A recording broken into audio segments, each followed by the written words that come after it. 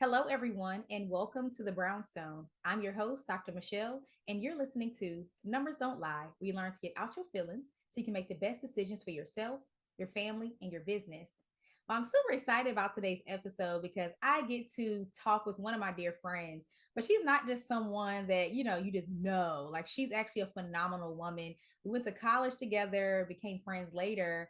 And she's like, I used to teach too, but she's kind of like that teacher I wish I could have been back when I was, doing it. Cause let me tell y'all, I was good at creating content for my students and I knew what I was doing, but I just did not, me and them just did not gel well. You know what I'm saying? Like, if I had half her talent, I might still be in the classroom.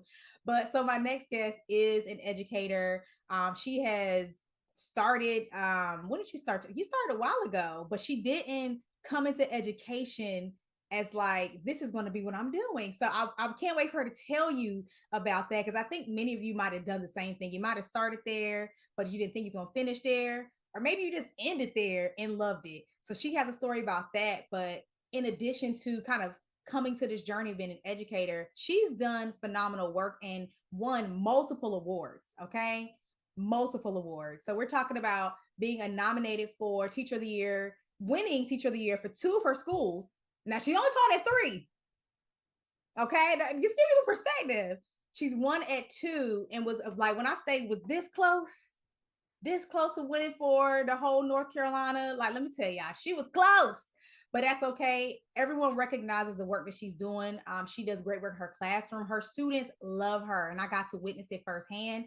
But all this, she's gonna tell you about all that. But today's episode really is talking about education and understanding how data fits in that and how we can better serve our students. So we all have different students, different niches from different, you know what I mean, neighborhoods. We all need to serve them differently and they have different needs. And sometimes the standard way we measure success in high school and middle school and even elementary is not always what's best for our students. So we're going to talk more about that. So if you're an educator, pull up. If you know an educator, share it with them. We're going to have a good time today. She's also really funny too. So we're definitely going to have a good time. So welcome to the Numbers Don't Lie stage, Jahara Davis. That was a great introduction. I'm glad. Yay. Look, Hello, everybody. Hello, hello, hello. I'm always concerned if I don't do y'all justice, so that makes me happy. Yes, yes. But it's hard. It's hard to introduce someone when you're trying to think of all the things they've done. And when you know them personally, it's hard Yeah. to think of all of that and say, listen, this is what I want to share. But it was a great introduction. Thank you. Thank you so much. Happy to Thank be you here. for joining me today. You're welcome. You're welcome. So, can you go ahead and tell? Because I gave a little tinkles, Yeah. of who you are. Could you share who you are and how you landed in education? Well, like you said, this was not my first choice by any means. If someone would have asked me when I was graduating from the North Carolina Central University, okay, Eagle Pride, Amplified, I would have definitely told them that I was going to join the other side of the family business, which is possibly be a lawyer and join the military. My dad served, my brother served, my grandfather served. One of my cousins, she just made history in the Navy. She serves. And so I just feel like that's what I was destined to do. And no, no, not at all. So I needed a job. And so my mom had a connect downtown. At the time, I was living in Murfreesboro, Tennessee, never again. And I got a job as a substitute. And so when I started substituting, I was the only Black person. What? Sometimes the only Black teacher in the building, sometimes the only Black person in the classroom. And then the sprinkle of Black students that I met, they had never had a Black teacher. And mind you guys, I'm the substitute. Oh So my I'm not God. even your real teacher, I'm subbing. And so it was that moment that I realized I'm necessary. And because I didn't grow up in that environment of not having Black teachers, my mom was a teacher, my Oma was a teacher, my mom's godmom and our cousin, she was a teacher, my male cousin was a teacher. And so I grew up with both sides of that. And so for me, it was like, that's not what I want to do. That's not my thing. Me and children ain't it, right? I come from a very strict, you respect adults type of upbringing. And I just Same. thought, no, I'm not going to be able to do that. But yet, I had a niche. The moment that I stepped foot in the classroom, it didn't matter if they were white, black, brown, or indifferent. I was able to build a relationship with those kids at such a short period of time. And so I went on and didn't jump into the classroom, not at all. And I did other things. And I think those things just prepared me to be a better, well-rounded teacher. Yeah. And so when I started teaching, it was 10 years ago. It was 10 years ago when I stepped foot at E.E. Smith High School in Fayetteville, North Carolina. And I've taught at 5 schools, but I've taught at 3 historically Black high schools, and I've taught at 2 middle schools. And so E.E. Smith was under Melody Chalmers, where I got my falling in love with education. She taught me how to fall in love with Oh, education, and she taught me how to um, find purpose, my why, and allowed me to be as creative and outgoing as I wanted to be because I was not their average teacher. I didn't go to school to be a teacher. And at the time, I had to go in lateral entry. mm-hmm. So lateral entry, for those that don't know, you have 3 years to take all these classes for education that you didn't take since you didn't go to school to be a teacher. And you have to take the praxis tests. And so for mine, I had to take 2. And for those who know, my friends know, it took me 9 times to pass that test. Wow. 9 times to pass that test. And so I didn't pass it until I was already at West Charlotte. And soon after I passed the test in November of 1 year after being in West Charlotte, it wasn't even 1 year, it was only 6 months. The first year, my first year in Charlotte, I won Teacher of the Year for West Charlotte. Wow. It wasn't even, I didn't even get through 1 year yet. My first year in there, I went from sub to Teacher of the Year in 1 year of being in Wow. West Charlotte. And so, what teachers pay. And so now here I am in Durham, and West Shaw is another historically Black high school. And now I'm at Hillside High School. Well, I was at Hillside High School. I think we're going to tap into that a little later. But this is my 3rd historically Black high school, and I am Durham Public Schools Teacher of the Year. And I'd only been at Hillside for 1 year and got it my 2nd year of being here. So now I've been here for 3 years, and I am in love. Durham has been my breath of fresh air in education and being under Dr. Logan's leadership. And might I add, Melody Chalmers won North Carolina Principal of the Year while I was there. And Dr. Logan won Principal of the Year for Durham Public Schools and was Fargo Principal of the Year and was real close to winning North Carolina Principal of the Year as well. So I've been blessed to have 2 amazing principals, one female, one male, both Black, both went to HBCUs, and have poured into their communities. And so it's been a blessing to be under their leadership. So shout out to them. But also, 10 years in the game, and I'm not done. Right. You got a new beginning. We'll get to that a little Yeah. later. Yep. So y'all see what I mean about she's the bomb.com because 1 year, like I didn't even realize it was so quick. And I think you just had a revelation of how fast it was going to school, getting started. Other teachers been there for years, and you get nominated, happened twice. So here you are within for your first year, you get nominated. That is a phenomenal feat and very unique. Like, what makes you so unique and like set apart from everybody else? I've been asked that question before, and it was hard for me to answer that question because I know how much work there are teachers who put into this and don't get any recognition. And it's hard to do this job now.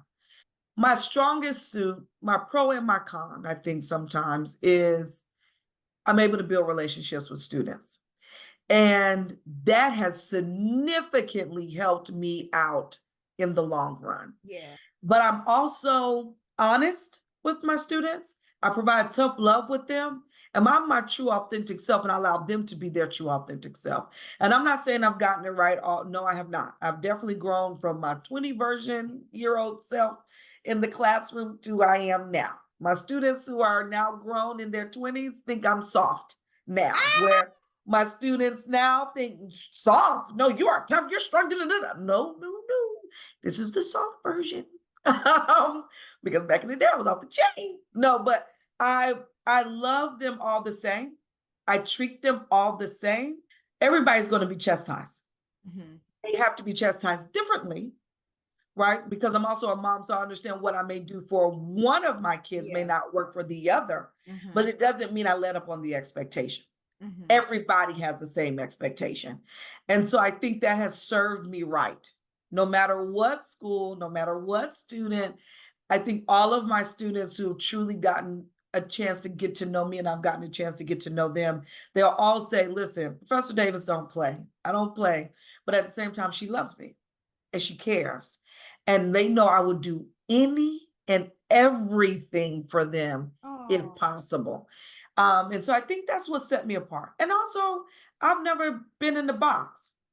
Some teachers are scared to get out of the box. They're scared to create lessons that go against what standards they were supposed to teach, or what if I cannot teach. And I was an English teacher, so I cannot teach things that don't look like my students. Yes. I just could not do that. I'm not reading a book because this is supposed to be college level rigor, where I can find a book that looks like them and still push the grain and give them the same type of rigor. Because we're in a different generation. If they don't relate to it, they do not buy in. No. And the testing, and I know we're going to get into data, but testing is meant not for the students I've served these last 10 years. They're meant for the students who parents can afford tutors, whose parents can afford them to get a well-rounded, cultured upbringing. Not for my students. And if I want them to be able to pass that test, and you want me to make sure they pass the test, then I at least need to meet them where they are to get them to where they need to go. Did you know that data-driven organizations were 19 times more profitable? 19. You heard me right. Perhaps you're asking, what is data-driven and how do I become one of those organizations? I'm so glad you asked. I want you to go take a quiz. It's a simple, quick quiz to help you assess if you are in fact one of those organizations. Head over to mogulbeginnings.com/data into dollars quiz now. That's mogulbeginnings.com. You just go to mogulbeginnings.com and it'll show you the data into dollars quiz. Take it now. You'll see if you're on your way to 19xing your profitability. You're listening to Numbers Don't Lie on KCCR Cityscape. We hope you're enjoying the tunes and all the jams. Make sure you visit our website over at brownstoneworldwide.com to learn about all things Brownstone. You can check out Brownstone Living Magazine and all the great things that we have on the website, as well as the shop. You just got to head over to the website, brownstoneworldwide.com. Keeping it locked to KCCR Radio, my station, the Brownstone Center. And don't forget, no matter where you go, there we are. You have to differentiate. And one student may be great with their hands. One student may be great at articulating themselves. One student may be great at being able to draw out what I'm asking of them, or write out what I'm asking of them. And so, yes, the end goal, you need to take this test and you need to show growth and you need to master it. Absolutely. But in the meantime, what are the steps I need to do to make sure that you are able to get to our end goal? And first, you have to also teach the kids what the end goal is. You cannot tell them, okay, you got to pass this test. Well, where are they at? Do you even know where they are? You know, like most teachers do the pre-test in the beginning of the first few days or a couple of weeks after the first 10 days. And I'm like, okay. And then they never look at that data again. And I'm going to be 110% with everybody. I was one of those in the beginning of my career. I could not stand data. I hated it. It was intimidating because I didn't understand it. And so I would just go off prayer. Okay, God, I'm about to pray over this test on these students, and I need for them to grow. You know, I ain't looked at that data all year. So I need for you to, this skill, bless it. That's what I did. I'm not lying to you. The first 3 years, 4 or 5 years of my career, I trusted God. That's all I could do. You can tell me about data. I can look at them numbers. It went one ear and out the other. I was like, yep, not doing that. This is what we're going to do. I'm going to look at this. And then I took a professional development with someone who was able to truly break it down for me. And it wasn't just a checked off box. Mm-hmm. I had to understand the data.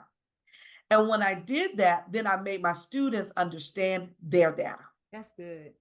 And when we took the time to chart it out, to write it out for them to see, okay, this is where you are. And also, I'm big on affirmations. Mm-hmm. So, okay, the state said that you are in the 9th percentile.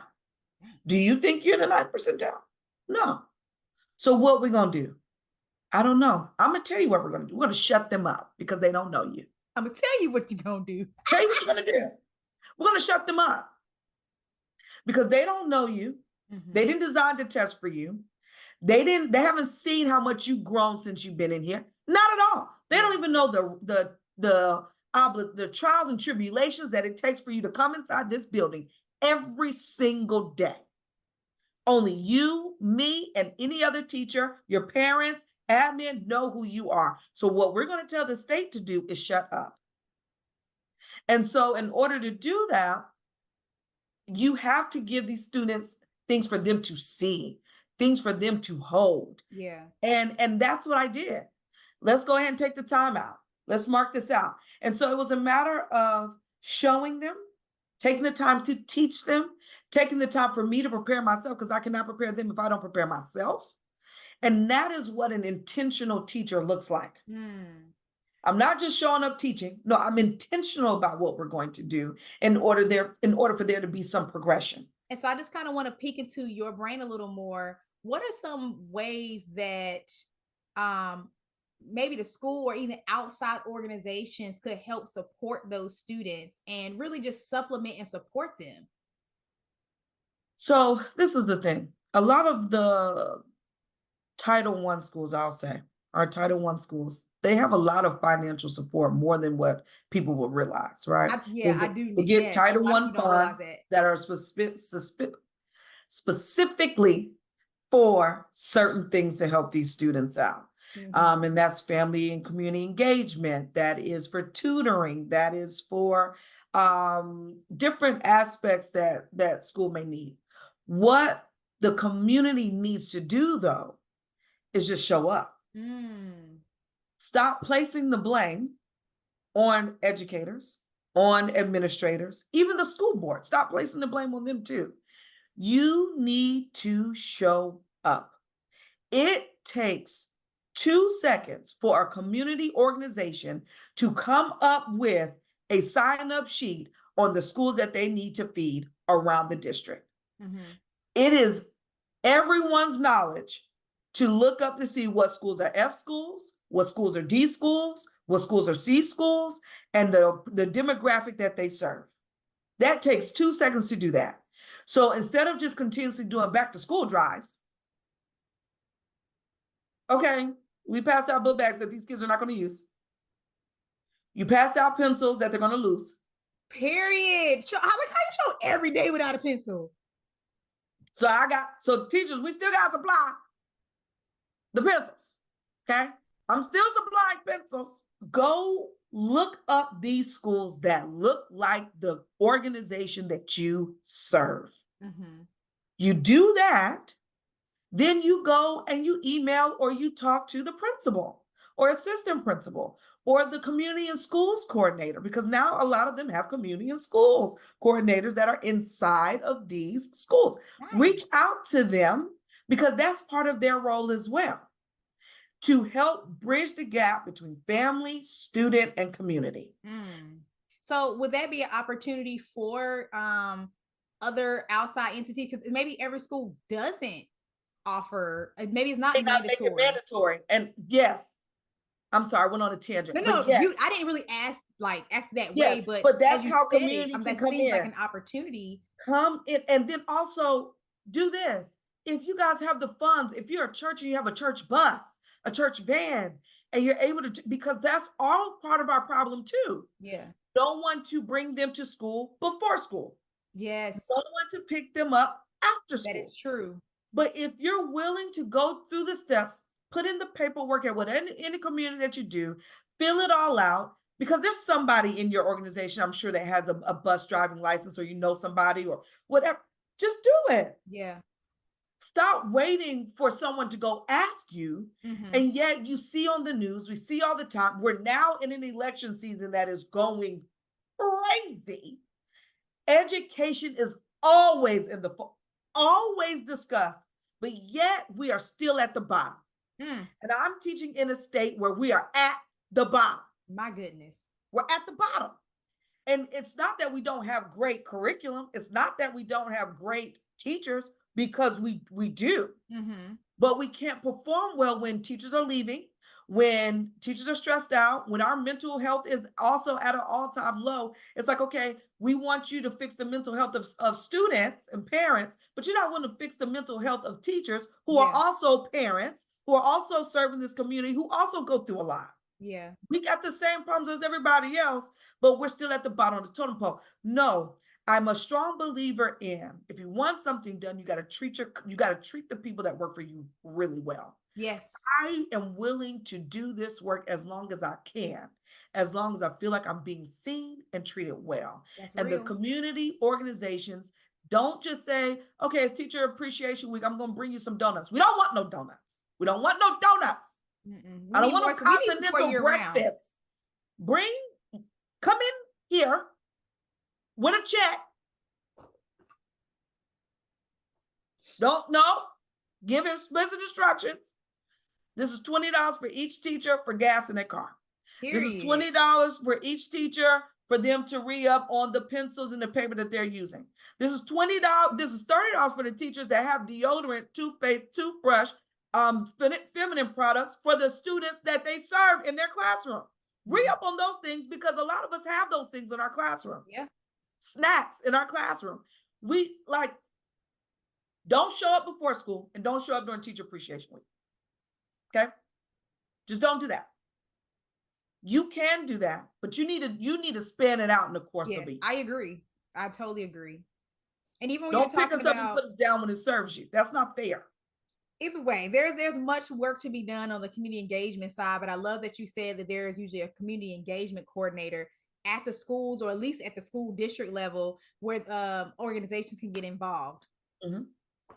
Okay, this is what I've been waiting to get to, because you have big plans on the horizon. You mentioned that you're in grad school. I'm gonna let you say it. I don't want to say it was my business to say. What's going on? I'm blushing. I don't know why, but I'm officially out of the classroom. And I will be starting my internship as a principal intern this Tuesday, actually. It starts this Tuesday. Now, this is new to me. Congratulations. Thank you. Thank you. This is really cool. And so I want to, ask you from your perspective, like as a future principal. Yeah. So, we're fast forwarding a bit. You're walking the halls of your, the school that you're working in. Maybe it's your own school. Okay. Amen. Could you talk about creativity and stepping outside the box? You said it a few times. So if you didn't catch it, you need to catch it. She said it more than one time. It's time to be creative. Okay. So could you describe a creative way or creative method that principals could use to track, student progress and perform, and even staff, because like you said, the one size fits all doesn't necessarily work. So what are some creative ways that teachers and schools as a whole could really measure student and staff success? So let's fast forward. I graduated and I've been blessed to have my own school, and I'm walking through that bad boy. And the first thing for me before I can even measure success is culture. We won't be able to do anything if we don't have a culture. That's real. And so for those who are listening, my students call me Professor Davis because my classroom is called Village University. And so it's a miniature HBCU in my classroom. It's a big deal. When they pass my class, they're immediately alumni. And they love being alumni all the way until they graduate. They're like, no, we're alumni. You're not in there. No. And I have a few honorary, but they are big on who's allowed in and who is not. Having that culture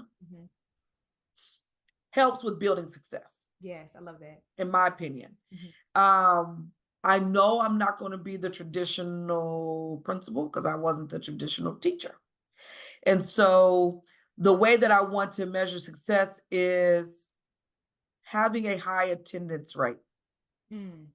Students come inside that building every day. I know we're doing something right. If That's we have real. too many students missing, I know we're doing something Maybe wrong. they would get off that bus and never go in that building. And never go in that building. And I need to understand why we're not coming in, why we're not going to class. And I'm not saying that I didn't have students to skip my class. I definitely did, for multiple reasons. But if we can measure success as a school to bring that down, some things we can't control. Yeah. But I want very great attendance. That's success. Yes. Because if at least you're coming inside the building, you're going to your classes, then now the accountability is on the teacher to make sure that you're learning. I can't get no excuses from them and say, well, they never came, or they were skipping, or no, they've been there. Because we rectified that problem. So now that's done. What lessons are we teaching? Are they engaged? Do it look like them? That's tough. Are you just standing up there teaching at a board? Never turning around? Are you sitting at your desk just working from your computer and pointing like this? I'm going to be bored. And I'm not saying lecturing style is not going to work, because if you want to go to college, you need to get accustomed to that, right? But it's the matter of, it can't be every day.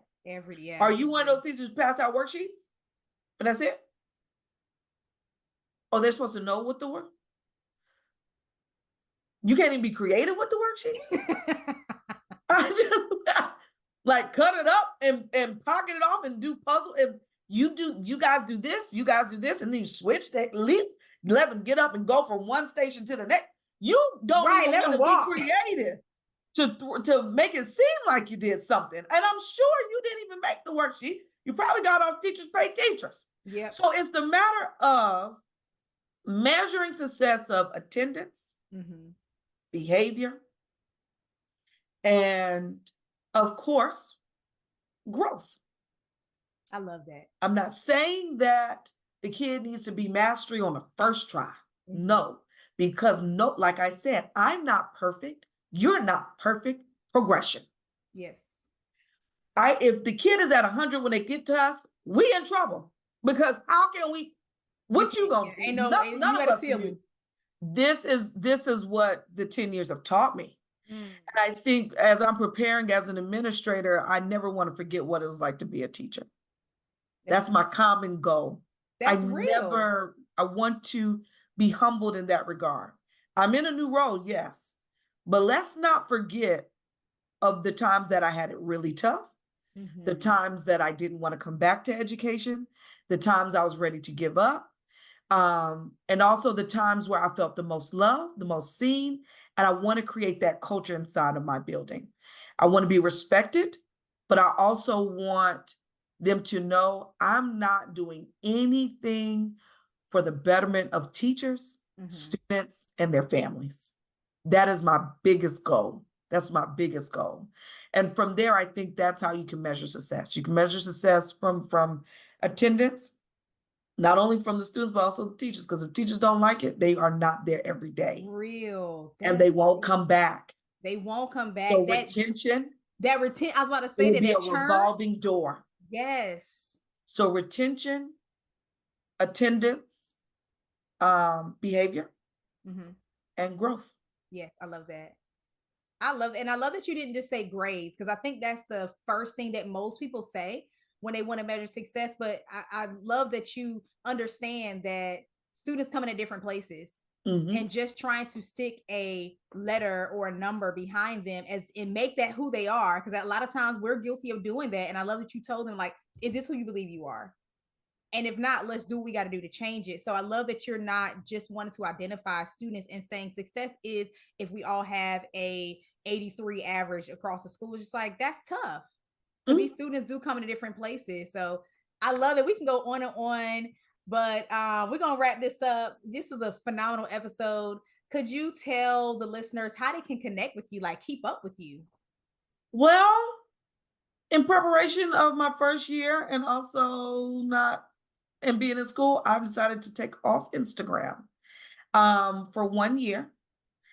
However, if you would like to keep up with me, you can reach out to me at profdavisdeans@gmail.com. You can send me an email, or I can give you the link because I have an Amazon link so I can decorate my new office.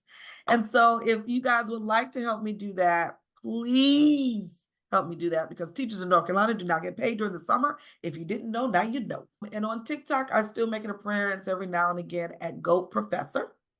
And you can catch up with me there of just silliness and just having a good time. But for right now, I put my Instagram down so I can focus on the bigger picture, which is my internship, my grad school, and my 2 little ones. But if you can help me out there, I'll make sure to give these things to Dr. Michele Josie for you. Oh, well, again, thank you, Professor Davis, for visiting us here in the Brownstone. It's been Anytime. super fun. I've definitely enjoyed listening, like just reminiscing, because I don't get a chance. I don't talk about teaching as much because like I'm not around teachers as much. Mhm, And I mhm. remember even just being there, I felt like all I did was complain. So I was Mm. like, if I had half of your talent and your passion, I would have been all right. Oh. But yeah, so again, thanks listeners. You can reach out to me at Mogul Beginnings. That's MOG on all social media, or you can also Google it and my website will come right on up. You can reach out to me to talk about how you, if you're one of those community organizations that wants to get involved in these schools and you want to show that you are an effective program, come and talk to me so you can get them to say yes to you, because they get people all the time. They want to know that you're going to actually impact their students, and you need to be able to do that. So holler at me. We do it with data. All right, y'all. Have a great rest of your day, and we'll see you next time.